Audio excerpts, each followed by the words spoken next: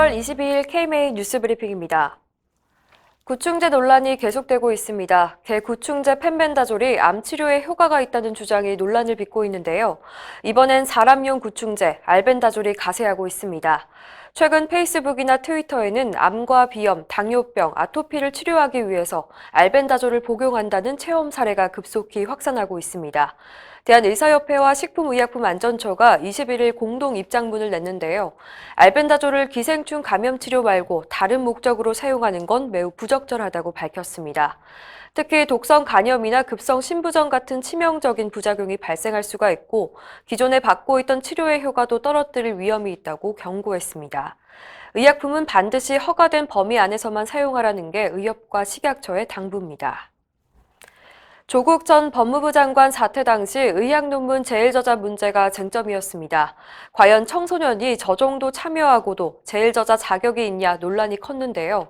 의학회가 기준을 세웠습니다. 대한의학회는 21일 청소년 의학연구와 출판 참여에 대한 윤리준수 권고문을 발표했는데요. 논문의 저자가 되려면 연구기획과 자료 수집 등에 상당한 기여를 하는 등 4가지 기준을 모두 충족해야 합니다. 기준에 맞지 않으면 저자가 아니라 기여자로 기록해야 하는 건데요. 이 조건을 적용하면 조 전 장관의 딸 조민 씨는 제일 저자가 아닌 기여자가 됩니다. 장성구 의학회장은 논문 저자라는 사실이 대학 입시에 도움이 되기 때문에 부정저자 문제가 끊임없이 나오고 있다며 이런 일은 사회 정의에 반하는 것이라고 강조했습니다. 특히 일부 사회 지도층에서 특권적 행태로 발생하는 것은 매우 부끄러운 일이라고 지적했습니다.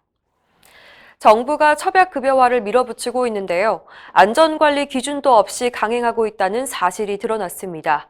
보건복지부는 올 하반기에 첩약급여화 시범사업을 추진할 방침인데 정작 사업안전관리부처인 식약처는 안전관리 기준을 전달받지 못했습니다. 한약은 한의원마다 처방과 조제법이 천차만별이어서 표준 없이 급여화를 한다는 건 말이 되지 않습니다. 특히 한의계 내부에선 자신만의 조제법을 비방이라며 공개하지 않으려는 분위기라고 합니다. 식약처 관계자는 건강보험을 적용하려면 약가가 표준화되어야 하는데 복지부가 아무런 지침을 주지 않고 있다고 우려했습니다. 국민이 느끼는 의사에 대한 만족도가 높아지고 있습니다.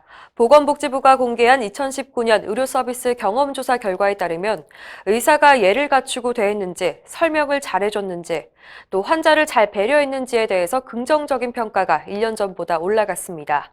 우리나라 보건의료 제도에 만족한다는 응답은 67%였는데 정작 보건의료 제도에 잘 알고 있다는 응답은 32.6%에 그쳤습니다. 한편 보건의료 제도 만족도는 국민과 의사가 크게 차이를 보였는데요. 작년 의협신문 조사에서 의사 77%가 부정적인 반응을 보였습니다. 의료계 관계자는 평가가 극명하게 엇갈리는 것에 주목해야 한다며 정부가 의사들의 목소리에도 귀를 기울여야 한다고 지적했습니다. 일명 우한 폐렴이라고 불리는 신종 코로나 바이러스가 확산하고 있습니다.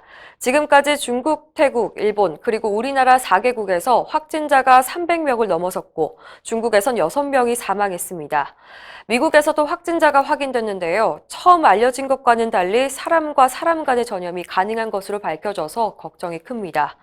게다가 과거 사스 사태와 마찬가지로 이번에도 중국 정부가 충분한 정보를 제공하지 않고 있어서 우려가 더 큰데요.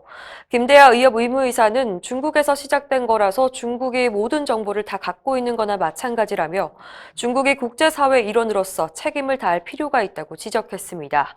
한편 주로 감염자의 손을 통해서 바이러스가 퍼지는 것으로 알려졌기 때문에 전문가들은 손 씻기를 강조하고 있습니다. 대한의사협회는 6단계에 걸친 손 씻기 방법을 권장하고 있는데요. 잘 기억해 두시길 바랍니다. 이상으로 뉴스브리핑을 마칩니다. 자세한 사항은 의협신문을 참고하시길 바랍니다.